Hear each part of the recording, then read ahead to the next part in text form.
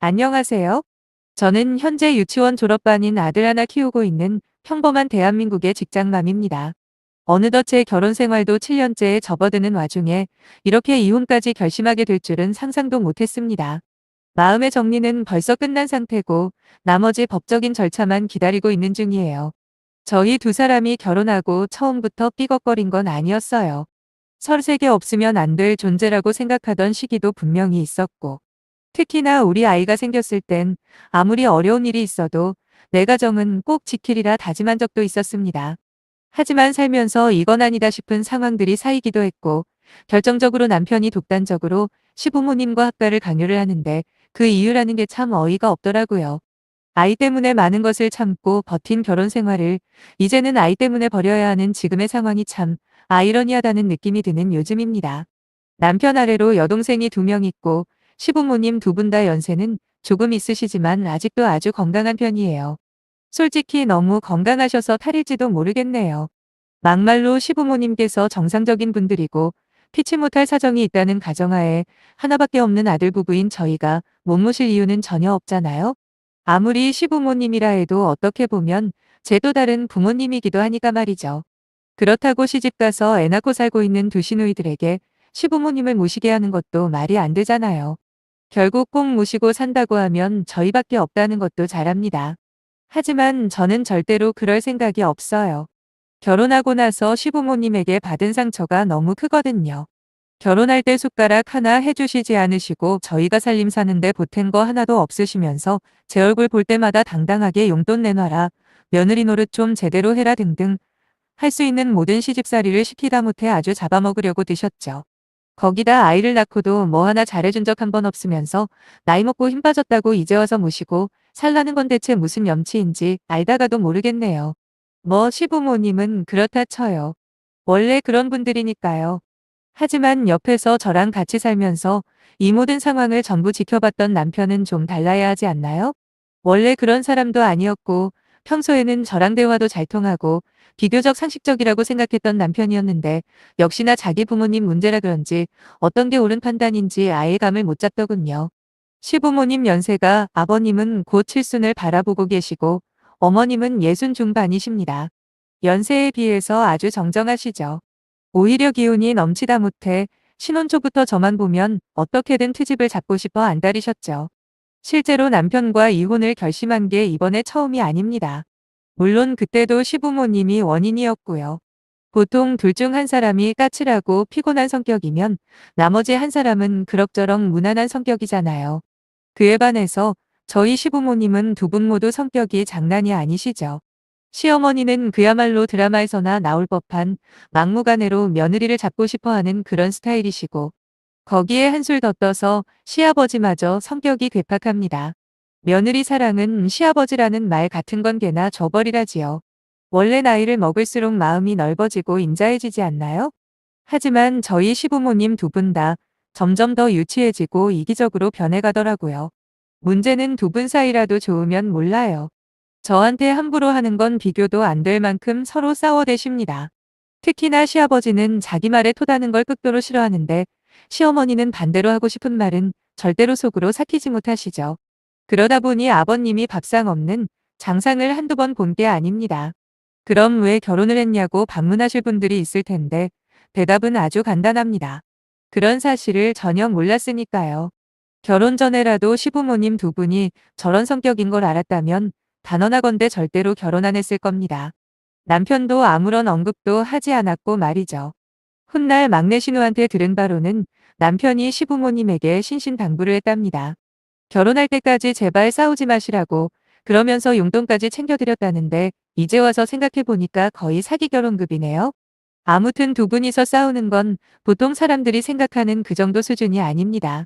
이러다 누구 하나 다치는 건 아닐까 싶을 만큼 시아버지는 화가 나면 욕설은 기본이고 손에 잡히는 대로 물건을 집어던지세요. 시가에 갈 때마다 망가진 물건들이 하나씩 생겨 있거나 멀쩡하던 TV가 다른 걸로 바뀌어 있으면 10중 8구 아버님이 물건을 던져서 깨먹었다고 보면 됩니다. 그나마 예전에는 아버님의 그런 성격에 어머님이 속수무책으로 당하고 사셨다는데 이제는 2분이 나이를 먹어가면서 어머님도 그냥 참는 걸 그만두신 거죠. 그러다 보니 한번 부부싸움을 하면 걷잡을 수 없이 커질 수밖에 없었어요. 시집살이도 시집살이지만 결정적으로 제가 남편에게 처음으로 이혼하자고 했던 이유는 따로 있습니다. 그날도 시부모님 두 분이서 사소한 말다툼 중이셨는데 이번엔 물건을 던지는 것뿐만 아니라 갑자기 어머님을 한 대 치려고 하시는 거예요. 그래서 저도 모르게 아버님을 막았었죠. 일단 사람은 살려야 할 것 아닙니까? 근데 아버님이 타겟을 저로 바꾸시고는 별의별 트집을 잡으면서 막말을 하시더라고요. 며느리가 잘못 들어와서 집안이 개판이라느니 어머님이 자기한테 자꾸 대드는 게 전부 제가 들어와서 그런 거라는 누가 들어도 헛웃음이 나올 만한 소리를 하시는 겁니다.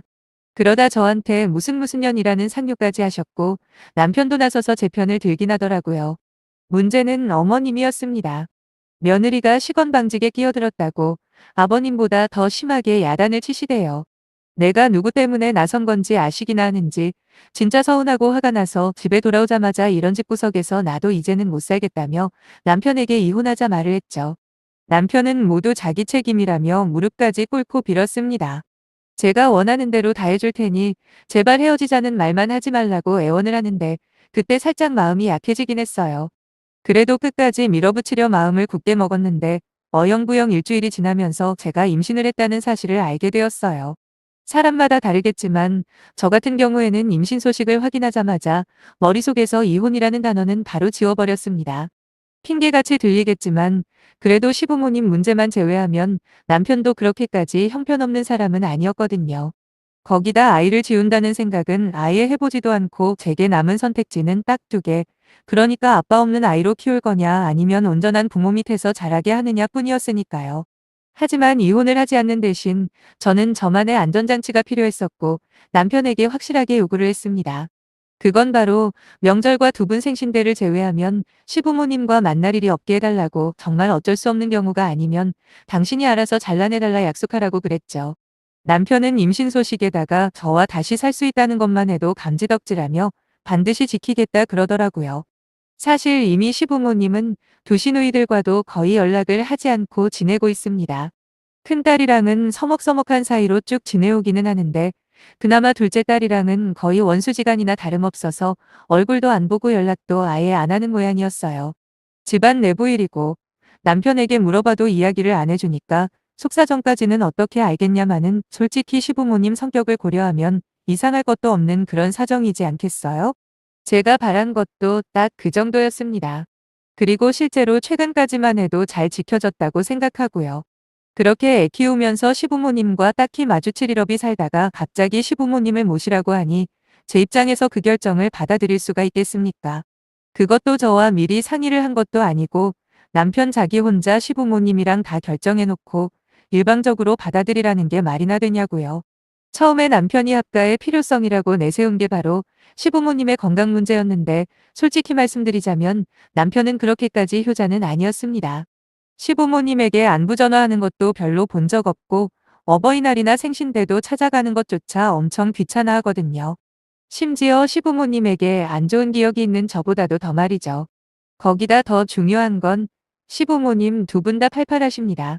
물론 연세가 있다 보니 자잘하게 병원에 다녀오시기는 하지만 아직까지 어디 크게 편찮으시다는 이야기조차 들어본 적 없거든요. 오히려 저희 친정 부모님이 더 문제죠. 평생 두 분이서 힘든 일을 하셨다 보니 요즘 들어 안 아픈 곳이 없다고 하더라고요. 그래서 남편한테 건강상의 이유라면 오히려 우리 부모님을 모셔야 하는 게 맞지 않냐 따졌더니 남편이 또 다른 이유를 꺼내는 겁니다.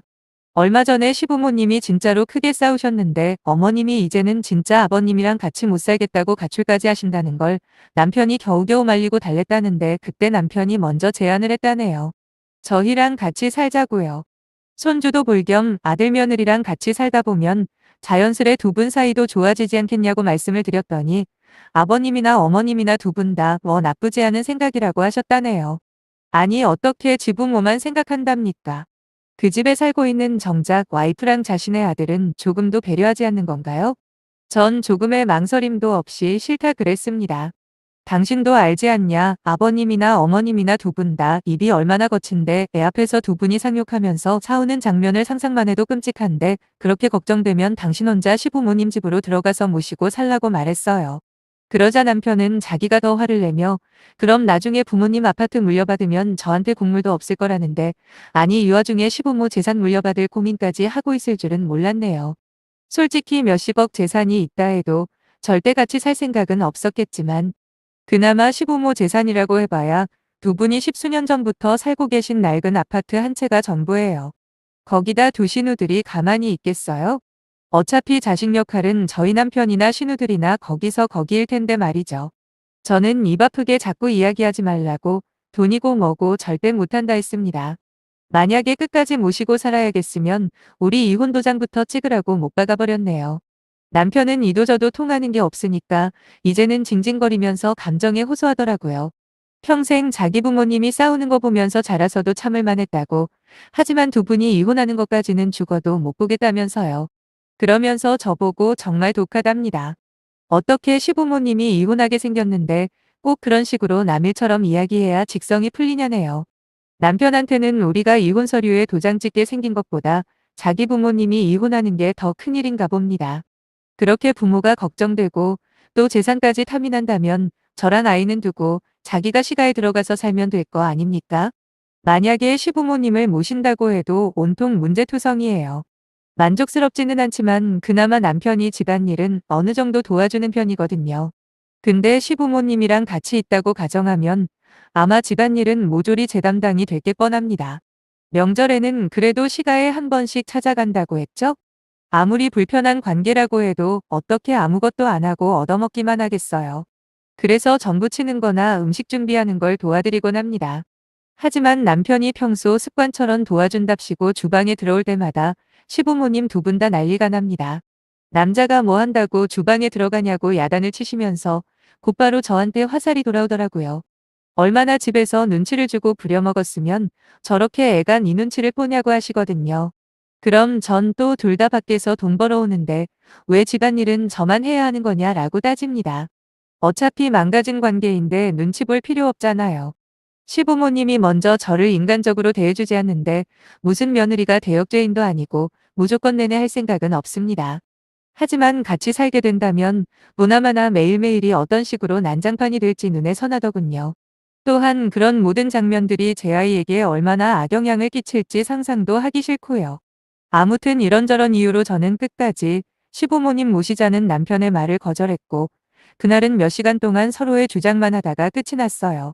이 정도 확실하게 말을 했으면 남편도 결국 포기하겠지라는 생각도 있었지만 혹시라도 남편이 끝까지 고집을 부린다면 진짜 이혼하고 그 뒤의 삶을 준비해야겠다라는 마음도 동시에 있었습니다. 저도 직장 다니면서 벌만큼은 벌 자신 있고 곧 우리 애도 초등학교에 들어가거든요. 그럼 친정 근처에서 살면서 조금씩만 도움을 받는다면 충분히 혼자 애 키우며 살 수 있겠더라고요. 그렇게 생각하니까 이혼을 한다고 쳐도 조금의 겁도 안 났습니다. 오히려 진짜 이혼하고 혼자 사는 게 더 나을지도 모르겠다는 상상까지 했다니까요.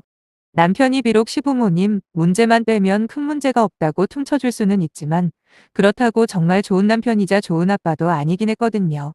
그나마 아이 때문에 많이 봐주며 살아왔는데 이런 식으로 이미 한참 전에 이야기가 끝난 시부모님 문제로 힘들게 하면 저도 어쩔 수가 없는 거 아니겠어요. 그렇게 시간 날 때마다 저대로 이혼을 준비하는 사이에 남편은 제 허락도 받지 않고 공동명의였던 우리 집을 부동산에 내놓았고 시부모님과 같이 살기로 말까지 다 맞춰놨더군요. 어느 날 퇴근하고 왔는데 남편이 저한테 웬 아파트 사진을 보여주는 겁니다. 38평 아파트라고 하면서 이런 집에서 살면 시부모님 모시고 사는 게 그리 힘들지 않을 거랍니다. 그러면서 우리 집과 시부모님, 지금 사시는 집을 팔아서 그 합친 돈으로 이사를 가자네요.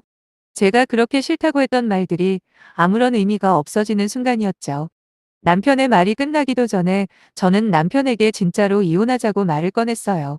남편은 늘상 하던 부부싸움 레파토리 취급을 하면서 또 되지도 않는 설득을 하려고 하길래 미리 준비해 놓은 이혼 서류 꺼내놨습니다. 엄청 당황하더라고요. 저는 나도 생각 많이 해봤는데 당신과 당신 부모한테 더 이상 내 인생 낭비하고 싶지 않아. 애는 내가 키울 거고 양육비는 매달 50만 원이면 될 거야. 어차피 알아볼 거 다 알아보고 지르는 거니까 당신이 싫다고 해도 결과는 안 바뀔 거야. 라고 조용히 말을 했습니다. 어차피 강제합가 시도는 귀책 사유가 된다는 게 얼마나 든든하던지요. 그리고 넋 빠진 사람처럼 멍하니 있는 남편을 두고 대충 짐 챙겨서 아이와 함께 친정집으로 와버렸네요. 짐 싸고 자는 애 깨워서 현관을 빠져나갈 때까지도 한번 잡기는커녕 자기 혼자 화가 나서 씩씩대는 남편을 보면서 이혼하기로 한 제 결정에 더욱더 확신을 가졌네요. 물론 그 후에 친정집으로 남편이 몇 번 찾아오기는 했습니다. 근데 잘못했다고 빌러 온 건 아니고 뭐라더라 양육비가 너무 많다나요? 그깟 양육비 깎아줄 수도 있습니다. 하지만 남편이나 아빠로서 너무도 무책임한 그 인간의 본 모습을 보고 나니 그냥 곱게 이혼해주려고 했던 제가 바보라는 걸 깨달았네요. 그래서 현재 이혼 소송을 걸어놓은 상태고 변호사님께서 생각보다 재판 결과가 빨리 나올 것 같다고 재산 분할은 물론이고 위자료까지 받을 수 있을 거랍니다. 솔직히 결혼 생활 내내 남편이 아이한테 좀 더 관심을 가지고 아빠로서 노력해주기를 바랬거든요. 근데 지금 이렇게 되고 보니 차라리 남편이 아이한테 무관심했던 게 다행이라는 생각이 드는 게 우리 애가 아빠가 없는 이 상황에 너무도 적응을 잘한다는 거예요. 물론 제가 충분히 알아듣게 설명을 해준 것도 있겠지만 생각보다 밝게 잘 지내줘서 얼마나 고마운지 모릅니다.